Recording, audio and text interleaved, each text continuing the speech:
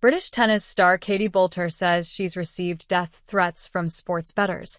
It's horrible. British tennis player Katie Boulter is calling out a dangerous side of sports betting after receiving death threats.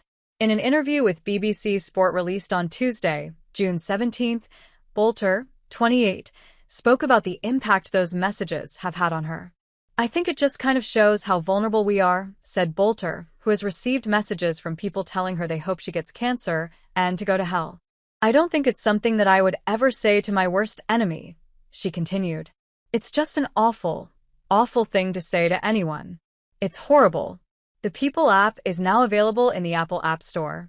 Download it now for the most binge-worthy celeb content, exclusive video clips, astrology updates, and more.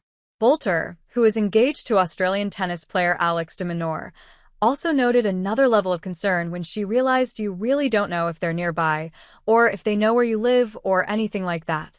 One message, according to the BBC, threatened to damage a grave belonging to Boulter's grandmother and referenced candles and a coffin for her entire family. Boulter said that the online harassment has happened since the very start of her career, mostly getting comments about the way you look. She added, "I think it increases in number, and it also increases in the level of things that people say. I don't think there's anything off the cards now." The British tennis star noted that death threats are just not something you want to be reading straight after an emotional loss, and that the threats come even after she wins, too. "A lot of the time you get it after you win as well," she shared. Another issue Boulter raised in her interview was the subject of explicit imagery being sent to players. The athlete said she's had quite a few of those in her direct messages and requests. "That's also a larger problem," Boulter told the outlet. "Youngsters really shouldn't be seeing things like that or being sent things like that." The tennis star said she's even responded to some of the more negative messages she's received so that maybe they can take a second and look at themselves. Never miss a story. Sign up for People's free daily newsletter to stay up to date on the best of what People has to offer, from juicy celebrity news to compelling human interest stories.